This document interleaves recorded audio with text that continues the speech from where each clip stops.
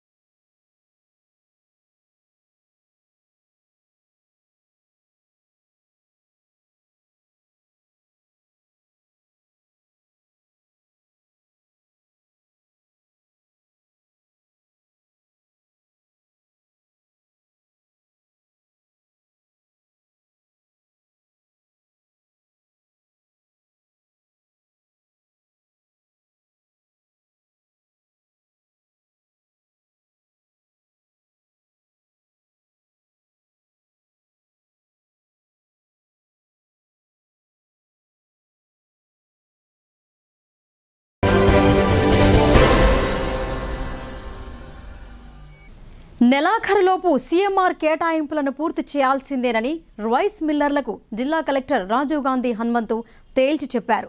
ఉల్లంఘనలకు పాల్పడే వారిపై క్రిమినల్ కేసులు తప్పవని హెచ్చరించారు. రైతుల నుండి ప్రభుత్వ పరంగా కొనుగోలు చేసి సమకూర్చిన ధాన్యాన్ని వేగవంతంగా మిల్లింగ్ జరుపుతూ ఈ నెలాఖరులోగా నిర్దేశిత కోటాకు అనుగుణంగా కస్టమ్ మిల్లింగ్ రైస్ నిలువలను భారత ఆహార సంస్థకు చేరవేయాలని కలెక్టర్ రాజీవ్ గాంధీ హనుమంతు రైస్ మిల్లర్లకు సూచించారు. ఎట్టి పరిస్థితుల్లోనూ ప్రతి రైస్ మిల్లులో పూర్తి సామర్థ్యానికి అనుగుణంగా కస్టమ్ మిల్లింగ్ జరగాల్సిందేనని స్పష్టం చేశారు. ఈ విషయంలో నిర్లక్ష్యానికి తావు కల్పిస్తూ నిబంధనలను ఉల్లంఘించే రైస్ మిల్లర్లపై క్రిమినల్ కేసులు నమోదు చేసేందుకు కూడా వెనుకాడబోమని కలెక్టర్ కరాఖండిగా తేల్చి చెప్పారు. సీఎంఆర్ లక్ష్య సాధనపై ప్రభుత్వం ప్రత్యేక దృష్టిని కేంద్రీకరిస్తున్న నేపథ్యంలో కలెక్టర్ మంగళవారం తన ఛాంబర్లో అదనపు కలెక్టర్ పి యాదిరెడ్డి, పౌర సరఫరాల శాఖ అధికారులు, ఎఫ్సీఐ ఏరియా మేనేజర్ తదితరులతో కలిసి రైస్ మిల్లర్లతో సమావేశం నిర్వహించారు. ఈ భేటీలో సీఎంఆర్ కేటాయింపులపై కూలంకుషంగా చర్చించారు. నిర్ణీత లక్ష్యం మేరకు మిల్లర్లు కస్టమ్ మిల్లింగ్ రైస్ను అందించకపోవటం పట్ల కలెక్టర్ ఒకంత ఆగ్రహం వ్యక్తం చేశారు. సీఎంఆర్ కేటాయింపుల్లో జాప్యాన్ని ప్రభుత్వం తీవ్రంగా పరిగణిస్తున్నందున ఇకపై మిల్లర్ల అలసత్వాన్ని తాము ఎంతమాత్రం ఉపేక్షించబోమని స్పష్టం చేశారు. జిల్లాలోని రైస్ మిల్లులలో ప్రతిరోజు కనీసం 6,000 మెట్రిక్ టన్నుల మేర కస్టమ్ మిల్లింగ్ జరిపే సామర్థ్యం ఉన్నప్పటికీ సగటున కేవలం 2,000 మెట్రిక్ టన్నుల వరకే మిల్లింగ్ జరుగుతోందని అసంతృప్తి వెలిబుచ్చారు. దాదాపు 35 వరకు మిల్లులు ఇంతవరకు అసలు సీఎంఆర్ కేటాయింపులనే ప్రారంభించలేదని ఆక్షేపిస్తూ నిర్లక్ష్యానికి తావిస్తే కఠిన చర్యలు తీసుకుంటామని కలెక్టర్ స్పష్టమైన హెచ్చరికలు చేశారు. తాము ఎలాంటి సాకులు వినదల్చుకోలేదని, అవసరమైతే ధాన్యాన్ని కొనుగోలు చేసైనా నిర్ణీత గడువులోపు లక్ష్యానికి అనుగుణంగా సీఎంఆర్ డెలివరీ చేయాలని మిల్లర్లకు తేల్చి చెప్పారు. జిల్లా వ్యాప్తంగా గల అన్ని రైస్ మిల్లులలో తప్పనిసరిగా పూర్తిస్థాయి సామర్థ్యానికి అనుగుణంగా కస్టమ్ రైస్ మిల్లింగ్ జరుపుతూ ఈ నెలాఖరులోపు ఎఫ్సీఐకి నిల్వలు చేరవేయాలని గడువు విధించారు. అవసరమైతే ప్రైవేటు ధాన్యం మిల్లింగ్కు విరామమిచ్చి సీఎంఆర్ లక్ష్య సాధనపై ప్రత్యేక దృష్టి కేంద్రీకరించాలని, సాధ్యమైనంత వరకు ఎక్కువ మొత్తంలో బాయిల్డ్ రైస్ నిల్వలు అందించేందుకు ప్రాధాన్యత ఇవ్వాలని హితవు పలికారు. క్షేత్రస్థాయిలో ఏవైనా సమస్యలు నెలకొని ఉంటే జిల్లా యంత్రాంగం తరపున తప్పనిసరిగా వాటిని పరిష్కరిస్తామని అన్నారు. మిల్లర్లు పంపించే సీఎంఆర్ నిల్వలను వెంట దిగుమతి చేసుకునేలా గోడౌన్ల వద్ద కూలీల సంఖ్య పెంచాలని, మిల్లర్లకు కోరిన వెంటనే గోడౌన్లలో బియ్యం దిగుమతి కోసం ఎక్కడ స్థలం అందుబాటులో ఉంటే అక్కడికి మిల్లర్లను అనుమతించాలని ఎఫ్సీఐ అధికారులకు కలెక్టర్ సూచించారు. కాగా ఇప్పటికే 2022-23 ఖరీఫ్ రబీ సీఎంఆర్ లక్ష్య సాధనకు చేరువలో ఉన్న రైస్ మిల్లులలో 2023-24 ఖరీఫ్ సీజన్కు సంబంధించి కూడా కస్టమ్ మిల్లింగ్ నిర్వహించేలా అనుమతించాలని పలువురు రైస్ మిల్లర్లు కోరగా కలెక్టర్ సానుకూలంగా స్పందిస్తూ ఈ మేరకు ఉన్నతాధికారులకు నివేదిస్తామని అన్నారు. ఈ సమావేశంలో DSO Chandra Prakash, civil supplies DM Jagadish, FCI area manager Varma, rice millers association ప్రతినిధులు వి మోహన్ రెడ్డి, కాపర్తి శ్రవణ్, రైస్ మిల్లర్లు, సంబంధిత శాఖల అధికారులు పాల్గొన్నారు. తిన్నింటి వాసాలు లెక్కించడం అంటే ఇదే కాబోలు. తాత్కాలిక ఉద్యోగం ఇచ్చి ఉపాధి కల్పించిన సంస్థకే టోకరా వేశారు ఈ ముగ్గురు వ్యక్తులు. సుమారు 6 లక్షల విలువ చేసే సొత్తు చోరీ చేసి పోలీసులకు చిక్కి కటకటాల పాలయ్యారు. ఈ సంఘటన కామారెడ్డి జిల్లాలోని బాన్సువాడ పట్టణంలో చోటు చేసుకుంది. బిఎస్ఎన్ఎల్ టవర్ బ్యాటరీలను దొంగలించిన 5 దొంగలను బాన్సువాడ పోలీసులు పట్టుకున్నారు. వారితో పాటు బ్యాటరీలను కొనుగోలు చేసిన వ్యక్తిని పోలీసులు అదుపులోకి తీసుకున్నారు. 1,50,000 నగదు, ఒక టాటా ఆల్ట్రోస్ కార్, ఒక టాటా ఎస్ వాహనాన్ని స్వాధీనం చేసుకున్నారు. ఈ సందర్భంగా ఏర్పాటు చేసిన మీడియా సమావేశంలో బాన్సువాడ డీఎస్పీ జగన్నాథరెడ్డి మాట్లాడుతూ ఈ చోరీ వివరాలను వెల్లడించారు. ఇందులో 2 బిఎస్ఎన్ఎల్ టవర్ల సూపర్వైజర్లుగా విధులు నిర్వహిస్తుండగా మరొకరు గడ్డి తొలగిస్తూ శుభ్రం చేసే ఉద్యోగి ఉన్నట్లు తెలిపారు. వీరు మరో 3 కూలీలను తీసుకొని 9 గ్రామాలలో గల 10 బిఎస్ఎన్ఎల్ టవర్లలో 264 బ్యాటరీలను దొంగిలించారని అన్నారు. దొంగిలించిన బ్యాటరీలను కామారెడ్డిలో కలీం అనే పాత ఇనుప సామాను వ్యాపారికి అమ్మగా అతడి వద్ద నుండి 72 బ్యాటరీలు, టాటా ఎస్ వాహనం స్వాధీనం చేసుకున్నామని చెప్పారు. కలీం మిగతా బ్యాటరీలను ముషీరాబాద్, హైదరాబాద్లలో గల పాత బ్యాటరీల దుకాణంలో అమ్మగా అతడి వద్ద నుండి 1,50,000 రూపాయల నగదును స్వాధీనం చేసుకున్నామని అన్నారు. మొత్తం చోరీ సొత్తు విలువ సుమారు 6 లక్షల రూపాయలుంటుందని డీఎస్పీ తెలిపారు. Banswada police team vehicle checking చేస్తుంటే అందులో ఒక కారు ఆపడానికి ప్రయత్నం చేసినప్పుడు అందులో ఒక 5 మంది వ్యక్తులు పారిపోవడానికి ప్రయత్నం చేశారు. వాళ్ళను పట్టుకొని విచారించగా వాళ్ళ పేర్లు ఊడెం అరుణ కుమార్, ఈయన బిఎస్ఎన్ఎల్ టవర్ సూపర్వైజర్. ఒకతను, రెండవతను బోడమీది రవి, ఈయననేమో గ్రాస్ క్లీనింగ్ కాంట్రాక్టర్, మన టవర్స్ దగ్గర గ్రాస్ అదంతా క్లీన్ చేసే కాంట్రాక్టర్. మూడవతను వచ్చేసి గుల్సులింగం లేబర్, ఈయన జువ్వాడి గ్రామము, గాంధారి మండలం. అదేవిధంగా 4వ వ్యక్తి వచ్చేసి మ్యాతరి సాయిలు, ఈయన కూడా కూలి, జువ్వాడి గ్రామము, గాంధారి మండలం.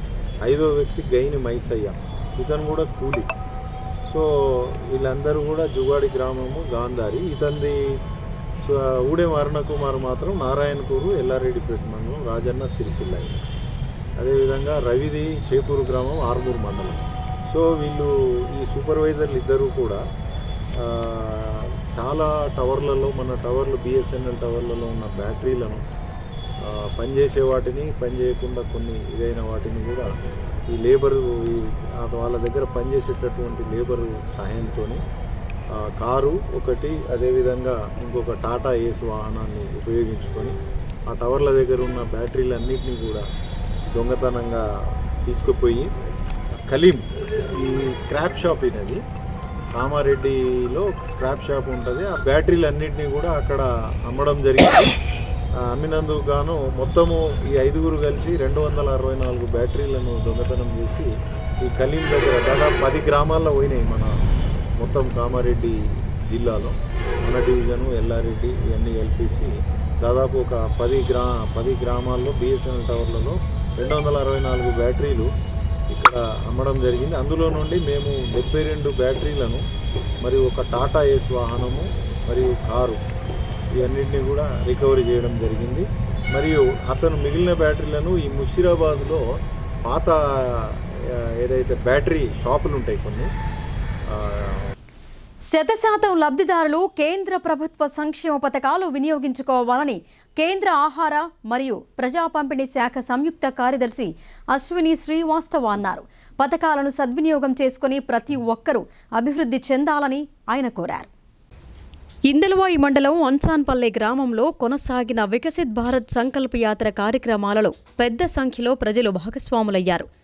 కేంద్ర ఆహార మరియు ప్రజా పంపిణీ శాఖ సంయుక్త కార్యదర్శి అశ్విని శ్రీవాస్తవ ముఖ్య అతిథిగా విచ్చేయగా central bureau of communication field publicity officer B Dharmanayak, LDM Srinivasa Rao తదితర అధికారులు పాల్గొన్నారు. ఈ సందర్భంగా కేంద్ర ఆహార అండ్ ప్రజా పంపిణీ శాఖ సంయుక్త కార్యదర్శి అశ్విని శ్రీవాస్తవ మాట్లాడుతూ కేంద్ర ప్రభుత్వం అమలు చేస్తున్న సంక్షేమ పథకాలను 100% లబ్ధిదారులకు అందించాలనే లక్ష్యంతో వికసిత్ భారత్ సంకల్ప యాత్ర కార్యక్రమాన్ని నిర్వహించడం జరుగుతోందని అన్నారు. అర్హులై సంక్షేమ పథకాలు లబ్ధి పొందని వారు ఉండకూడదనే ఈ కార్యక్రమం యొక్క ముఖ్య ఉద్దేశమన్నారు.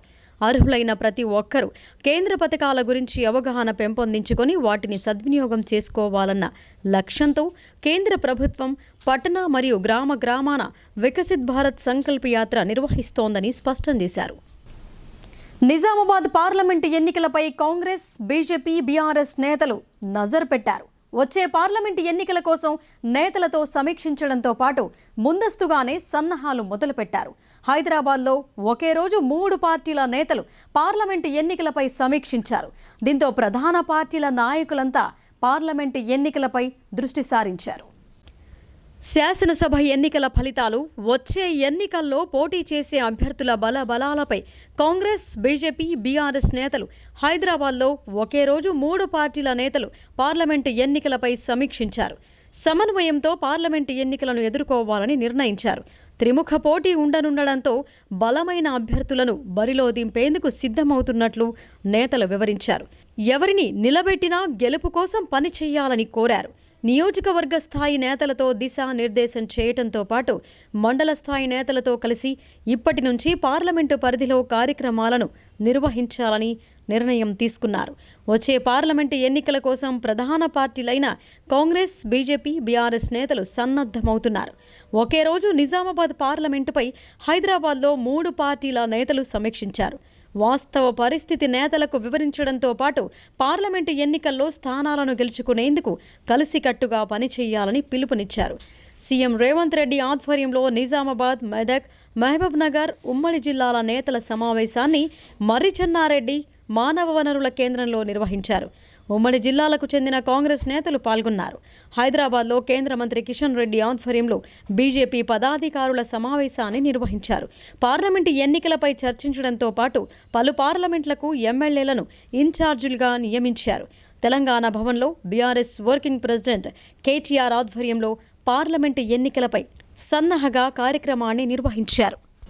రుద్రూర్ మండల కేంద్రంలో పారిశుద్ధ్యం పడకేసింది.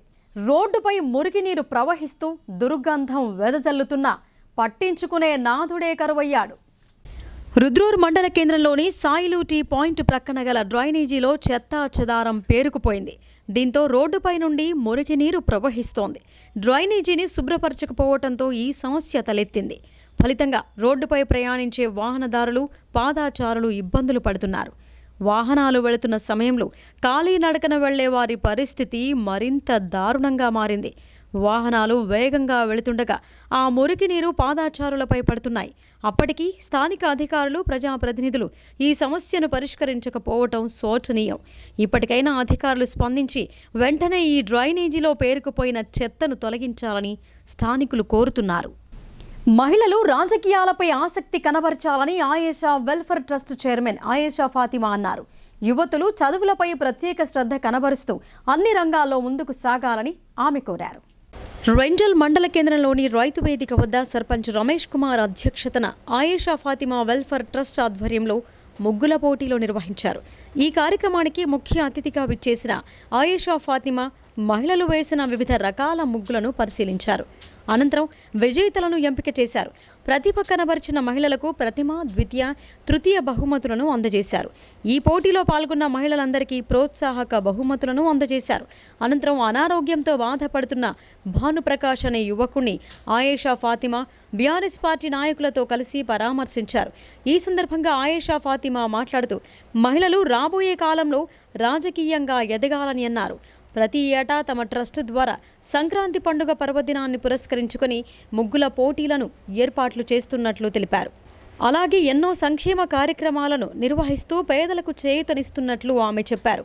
ఈ కార్యక్రమంలో బీఆర్ఎస్ మండల అధ్యక్షుడు శేషుగారి భూమారెడ్డి, గ్రామ శాఖ అధ్యక్షుడు అంజయ్య, డైరెక్టర్ అగ్గు నారాయణ, నాయకులు రఫీక్, సాయాగౌడ్, ఆసాని అనిల్, ప్రభాకర్ తదితరులు పాల్గొన్నారు. రంజల్ మండల్లో ముగ్గులు పోటీ అయింది. దానిలో చాలామంది పార్టిసిపేట్ చేసినారు. చాలా మంచి ముగ్గులు వేసినారు వాళ్ళు.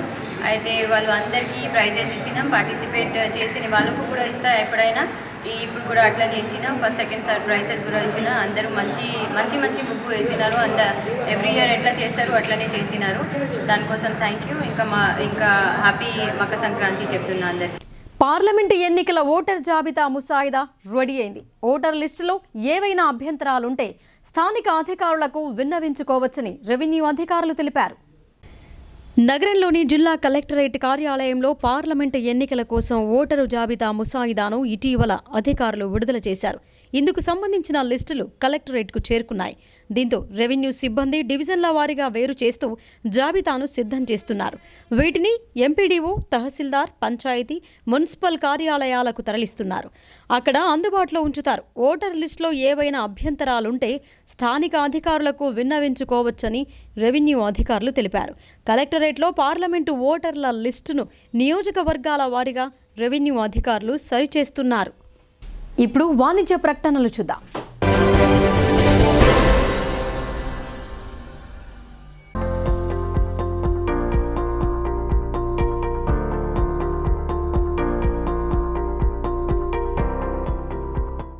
తెలంగాణలో మొట్టమొదటిసారిగా అధునాతన పద్ధతిలో నరాల, మానసిక, sex, alcohol, fits treatment, AC intensive care unit ఇప్పుడు మన నిజామాబాద్ లో doctor B Keshavulu MD psychiatry, Osmania గారి ఆధ్వర్యంలో అన్ని సదుపాయాలు గల అత్యాధునిక అతిపెద్ద హాస్పిటల్ ప్రారంభించబడ్డది. గమనిక, ఆధునిక ఏసీ వార్డు, అత్యంత విశాలమైన భవనం, అన్ని నరాల మానసిక సమస్యలకు మరియు ఆల్కహాల్ ను మాన్పించుటకు అడ్మిషన్స్ సౌకర్యం గల తెలంగాణలోనే అతిపెద్ద hospital doctor Keshavulu hospital, bus stand ఎదురుగా లైన్, ఖలీల్వాడి. తక్కువ ఖర్చుతో హైదరాబాద్ స్థాయి అత్యాధునిక వైద్య సదుపాయం కావాలనుకుంటున్నారా? అయితే సంప్రదించండి బండారి గ్రూప్, విజయలక్ష్మి హాస్పిటల్, ఖలీల్వాడి, నిజామాబాద్. గర్భం దాల్చకపోవడం, గర్భం నిలవకపోవడం, గర్భాశయం ద్వారం మూసుకుపోవడం, గర్భాశయం నందు గోడలు, అండాశయంలో నీటి బుడగలు మొదలగు వ్యాధులకు డాక్టర్ బండారి సుజాత ఎండి డీజీఓ గారు లాప్రోస్కోపీ ద్వారా ప్రత్యేక చికిత్స చేయబడును. గర్భిణీ స్త్రీలలో ఫిట్స్, అధిక రక్తపోటు, ఆస్తమా, మధుమేహం, ఉమ్మనీరు తక్కువ, ట్యూబ్లో ప్రెగ్నెన్సీ వంటి అధిక ప్రమాదకరమైన కేసులకు చికిత్స చేయబడును. Normal delivery, caesarean section, hysterectomy, tubectomy, laparoscopy, hysteroscopy సౌకర్యం కలదు. పిల్లలు పుట్టకుండా ఆపరేషన్ చేసుకున్న వారికి తిరిగి సంతానం కొరకు సంప్రదించగలరు. అందరికీ అందుబాటులో అన్ని రకాల వైద్య సేవలు కలవు. పరిశుభ్రమైన విశాలమైన గదులు, లిఫ్ట్, అధునాతన ఆపరేషన్ థియేటర్, ల్యాబ్, ఫార్మసీ సౌకర్యం కలదు. ప్రతి శుక్రవారం ఉచితంగా చూడబడును. రాష్ట్ర ప్రభుత్వ ఉద్యోగులకు రీయింబర్స్మెంట్ సౌకర్యం కలదు. సంప్రదించండి doctor Bandari Sujatha, Bandari group, Vijayalakshmi hospital, Rajiv Gandhi auditorium దగ్గర, రెడ్ క్రాస్ బ్లడ్ బ్యాంక్ ఎదురు సందులో, ఖలీల్వాడి, నిజాం.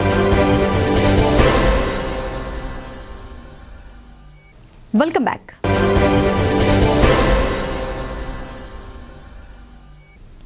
మద్యం మత్తులో వాహనాలు నడపరాదని హెచ్చరిస్తున్నప్పటికీ మందుబాబులు పట్టించుకోవడం లేదు. దీంతో ఒకే రోజు 4 మందుబాబులకు కోర్టు జైలు శిక్ష విధించింది. పూర్తి వివరాలు ఇలా ఉన్నాయి. నిజామాబాద్ జిల్లాలో మద్యం మత్తులో వాహనాలు నడుపుతూ ప్రమాదాల బారిన పడి వారి కుటుంబాలు శోకాన్ని మిగిలిస్తున్నారు. జిల్లా ప్రభుత్వ యంత్రాంగం, జిల్లా పోలీస్ శాఖ ఎన్నిసార్లు హెచ్చరించినా మందుబాబులు మద్యం మత్తులో వాహనాలు నడపడం మాత్రం మానడం లేదు. నిత్యం పోలీసులు డ్రంక్ అండ్ డ్రైవ్ నిర్వహించి కేసులు నమోదు చేస్తున్నారు. అయినప్పటికీ మందుబాబులు మద్యం మత్తులో వాహనాలు నడుపుతున్నారు. దీంతో నిజామాబాద్ జిల్లాలో ఒకే రోజు 4 మందుబాబులకు జైలు శిక్ష పడింది. డ్రంక్ అండ్ డ్రైవ్ కేసులో జ్యుడిషియల్ రిమాండ్ విధిస్తూ కోర్టు న్యాయమూర్తి సయ్యద్ ఖదీర్ తీర్పు వెల్లడించారు. ధర్పల్లికి చెందిన 2కి 8 రోజులు, నిజామాబాద్కు చెందిన 2కి 3 రోజుల చొప్పున జైలు శిక్ష విధించారు. మద్యం మత్తులో వాహనాలు నడిపే వారికి తాజా తీర్పు కఠిన హెచ్చరికను జారీ చేసినట్లయింది. విద్యుత్ ప్రమాదంతో ఓ పేద కుటుంబానికి తీరని నష్టం వాటిల్లింది. పెళ్లైన 3 నెలలకే ఈ దుర్ఘటన సంభవించగా విలువైన వస్తువులు అగ్నికి ఆహుతయ్యాయి. కామారెడ్డి జిల్లాలోని బాన్సువాడ పట్టణ పరిధిలోని మదీనా కాలనీలో కాసిం అనే వ్యక్తి నివాసపు గృహంలో షార్ట్ సర్క్యూట్తో అగ్ని ప్రమాదం సంభవించింది. ఈ ప్రమాదంలో భారీగా ఆస్తి నష్టం వాటిల్లిందని బాధితుడు ఆవేదన వ్యక్తం చేశాడు. ఈ ప్రమాదంలో తన తమ్ముడికి చెందిన విలువైన వస్తువులు కాలి బూడిదయ్యాయని వాపోయాడు. గత 3 నెలల క్రితమే తమ్ముడి వివాహం జరగగా అంతలోనే ఈ ప్రమాదం జరగడంతో బాధిత కుటుంబీకులు తీవ్ర ఆవేదనకు గురయ్యారు. నా పేరు మొహమ్మద్ కాసిం, మదీనా కాలనీ నివాసంలో ఉంటా. నిన్న రాత్రి 9:30 గంటలకి షార్ట్ సర్క్యూట్ ద్వారా మా ఇల్లు మొత్తం పైన కాలిపోయింది. మొన్ననే recently 3 months before 4 months before తమ్ముడి మ్యారేజ్ అయింది. మొత్తం కాలిపోయింది, పైన మొత్తం ఏం మిగలేదు. భగవంతుడి దయతో ప్రాణహారం కాలేదు మరియు మొదలు ఆర్థిక నష్టం మొత్తం అయింది. 6-7 లక్షల దాకా ఆర్థిక నష్టం. డిచ్పల్లి పోలీస్ స్టేషన్ నుంచి ఓ నిందితుడు పరారయ్యాడు. చైన్ స్నాచింగ్ కేసులో పట్టుబడ్డ హర్యానాకు చెందిన ఆ వ్యక్తి పోలీసుల నుంచి తప్పించుకోవటం జిల్లాలో చర్చనీయాంశంగా మారింది. ఈ ఘటనపై సీరియస్ అయిన పోలీసు ఉన్నతాధికారులు విచారణకు ఆదేశించారు. జక్రాన్పల్లి సమీపంలోని అర్గుల్ జాతీయ రహదారిపై తాజాగా గొలుసు చోరీ జరిగింది. ఈ సంఘటనలో హర్యానా రాష్ట్రానికి చెందిన ఓ నిందితుడిని ఐడి పార్టీ సిబ్బంది అదుపులోకి తీసుకున్నారు. అనంతరం సర్కిల్ ఇన్స్పెక్టర్ కార్యాలయం ప్రక్కనే ఉన్న డిచ్పల్లి పోలీస్ స్టేషన్లో నిర్బంధించి అతన్ని విచారిస్తున్నారు. మంగళవారం ఉదయం ఆ నిందితుడు బాత్రూంకి వెళ్తానని చెప్పగా స్టేషన్ సిబ్బంది అతన్ని లాకప్ నుంచి బయటకు తీశారు.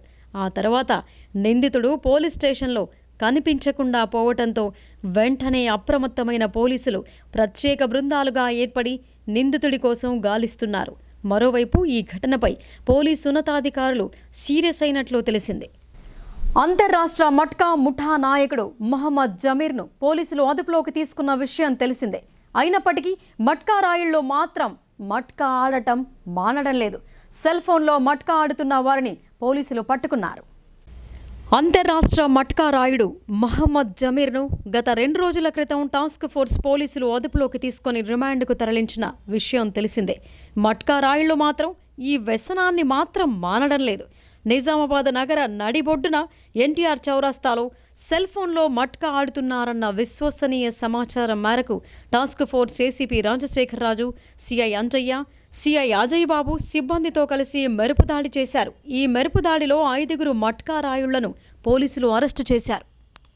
కుక్కల దాడిలో ఓ బాలుడికి తీవ్ర గాయాలు కాగా చికిత్స పొందుతూ మృతి చెందాడు.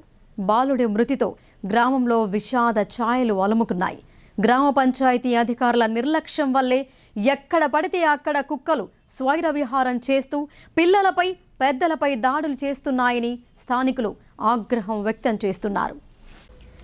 జిల్లా వ్యాప్తంగా ఎక్కడ చూసినా ఊర కుక్కలు స్వైర విహారం చేస్తూ పిల్లలతో పాటు పెద్దలపై సైతం దాడులు చేసి తీవ్ర గాయాల పాల్చేస్తున్నారు. మాక్లూరు మండలం కల్లడి గ్రామానికి చెందిన 5 సంవత్సరాల బండారి హర్షవర్ధన్ అనే బాలుడు పంట పొలాలలో ఆడుకుంటుండగా కుక్కలొచ్చి దాడి చేయడంతో తీవ్ర గాయాలయ్యాయని బాలుని తల్లిదండ్రులు తెలిపారు. చికిత్స నిమిత్తం జిల్లా ప్రభుత్వాసుపత్రికి తరలించి చికిత్స చేయించారు. 3 రోజులుగా తీవ్ర జ్వరంతో బాధపడుతూ వాంతులు చేసుకోవటంతో మళ్లీ హాస్పిటల్కు తీసుకువెళ్లగా వైద్యులు హైదరాబాద్ తీసుకువెళ్లాలని సూచించారు. దీంతో హర్షవర్ధన్ను హైదరాబాద్కు చికిత్స నిమిత్తం తరలిస్తుండగా మార్గ మధ్యంలో తూఫ్రాన్ వద్ద వాంతులు చేసుకున్నాడని, హైదరాబాద్కు చేరుకోకముందే మృతి చెందినట్లు కుటుంబ సభ్యులు తెలిపారు. బాలుడి మృతితో గ్రామంలో విషాద ఛాయలు అలుముకున్నాయి. జిల్లాలోని గ్రామాలతో పాటు నగరంలో సైతం అన్ని డివిజన్లలో కుక్కలు స్వైర విహారం చేస్తూ దాడులు చేస్తున్నాయి. కుక్కల దాడులో తీవ్ర గాయాల బారిన పడి ఆసుపత్రి పాలవుతున్నారు. జిల్లా యంత్రాంగం స్పందించి కుక్కలను నియంత్రించాలని ప్రజలు కోరుతున్నారు. రెంజల్ మండలంలో ప్రజాపాలన దరఖాస్తుల ఆన్లైన్ ప్రక్రియను వేగవంతంగా పూర్తి చేసేందుకు చర్యలు చేపట్టామని ఎంపీడీఓ శంకర్ తెలిపారు.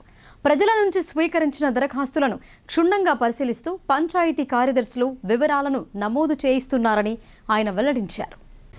రెంజల్ మండల ప్రజాపరిషత్ కార్యాలయంలో అభయహస్తం 6 గ్యారంటీలకు సంబంధించిన దరఖాస్తుల ఆన్లైన్ నమోదు ప్రక్రియ కొనసాగుతోంది.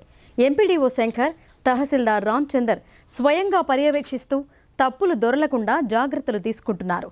ఈ సందర్భంగా ఎంపీడీఓ మాట్లాడుతూ రాష్ట్ర ప్రభుత్వ ఆదేశాల మేరకు ప్రజాపాలన దరఖాస్తులను ఈ నెల 6 వరకు స్వీకరించామని తెలిపారు. ప్రస్తుతం ఆన్లైన్ ప్రక్రియ ప్రారంభించి ఈ నెల 17లోగా పూర్తి చేసేందుకు చర్యలు చేపట్టామని చెప్పారు. 2 రోజులు సర్వర్ లేక నెమ్మదిగా ఆన్లైన్ ప్రక్రియ కొనసాగుతోందని అన్నారు. ఇప్పటి వరకు 25% దరఖాస్తులను ఆన్లైన్ చేశామని, సంక్రాంతి పండుగ సందర్భంగా 2 రోజులు సెలవులు వస్తున్నాయని పేర్కొన్నారు. 14వ తేదీ వరకు పూర్తి చేయడానికి అదనంగా కంప్యూటర్ ఆపరేటర్లను నియమించుకొని త్వరితగతిన నమోదు చేసే ప్రయత్నం చేస్తున్నామని ఆయన వివరించారు. ఈ కార్యక్రమంలో తహసీల్దార్ రామచందర్, సూపరింటెండెంట్ శ్రీనివాస్, కంప్యూటర్ ఆపరేటర్లు లక్ష్మి, వినయ్, గ్రామ పంచాయతీ కార్యదర్శులు, సిబ్బంది పాల్గొన్నారు. మొత్తం మీద 11,297 దరఖాస్తులు స్వీకరించడం జరిగింది. 28వ తారీఖు నుంచి మన 6వ తారీఖు వరకు 6 జనవరి 2024 వరకు మన దగ్గర అట్టి దరఖాస్తులను 5 నుంచి మనం అప్లోడ్ చేయడం జరుగుతున్నది. మనకు టోటల్గా 20 లాగిన్స్ ఇచ్చినారు. అయితే ఈ 20 లాగిన్స్ కూడా కాస్త 2 డేస్ అంటే 5వ తారీఖు కానీ 6వ తారీఖు కానీ జర సర్వర్ బిజీ ఉన్నందువల్ల కాస్త తక్కువ అప్లోడ్ చేయడం జరిగింది. అయితే 7వ తారీఖు 8వ తారీఖు ఈ నిన్న 2 రోజులలో మాత్రం టోటల్గా మనకు ఇచ్చిన దాంట్లో 25% అప్లికేషన్స్ అప్లోడ్ చేయడం జరిగింది. అయితే ఇప్పటి వరకల్లా మన టార్గెట్ ఏంటంటే 17వ తారీఖు వరకు ఇది అప్లోడ్ చేసే అవకాశం ఉన్నది. కానీ మధ్యాహ్న సంక్రాంతి వస్తున్నందువల్ల ఇవి టోటల్గా 14వ తారీఖు వరకు పూర్తిగా 100% అప్లోడ్ చేసే కార్యక్రమం చేపట్టడం జరిగింది. కాబట్టి అదనంగా కూడా మనం అది అడిషనల్ లాగిన్స్ కొరకు. ఇప్పుడు సంక్షిప్త వార్తలు చూద్దాం.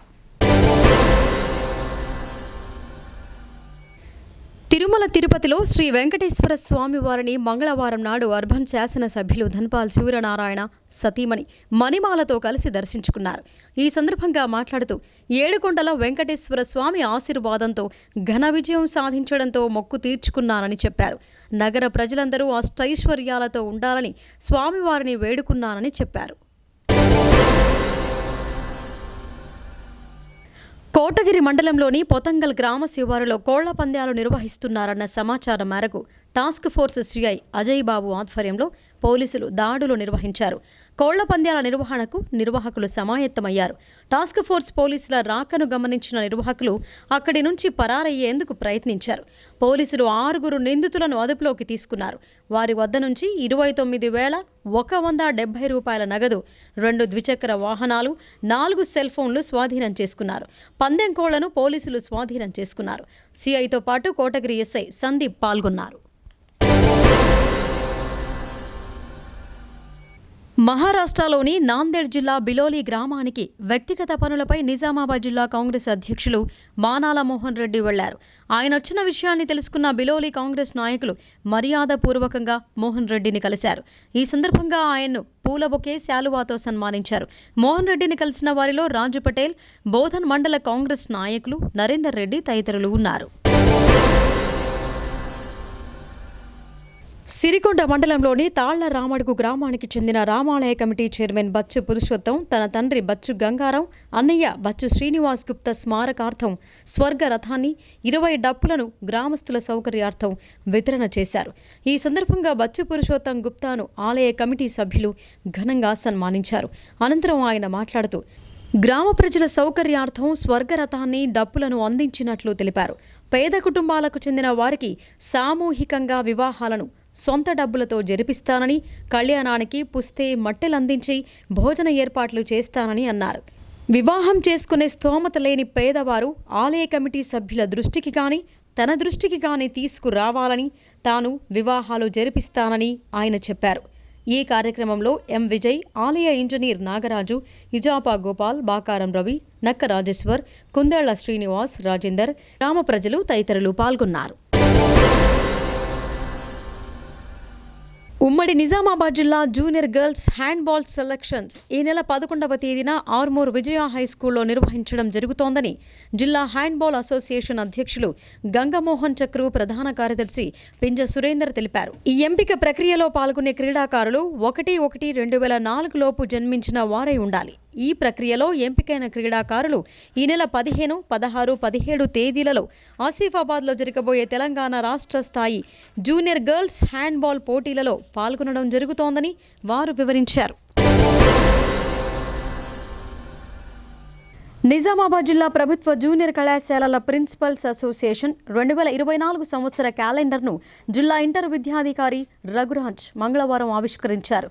ఈ కార్యక్రమంలో జిల్లా ప్రిన్సిపల్ అసోసియేషన్ అధ్యక్షులు డాక్టర్ చిరంజీవి, ప్రధాన కార్యదర్శి రజీయుద్దీన్ అస్లాం, సీనియర్ ప్రిన్సిపల్ రవికుమార్తో పాటు ఈ కార్యక్రమంలో జిల్లా ప్రిన్సిపల్ అసోసియేషన్ అధ్యక్షులు డాక్టర్ చిరంజీవి, ప్రధాన కార్యదర్శి రజీయుద్దీన్ అస్లాం, సీనియర్ ప్రిన్సిపల్ రవికుమార్తో పాటు జిల్లాలోని అన్ని ప్రభుత్వ కళాశాలల ప్రిన్సిపాళ్లు ఈ కార్యక్రమంలో పాల్గొన్నారు. ఇక వార్తలు ముగించే ముందు హెడ్లైన్స్ మరొక్కసారి.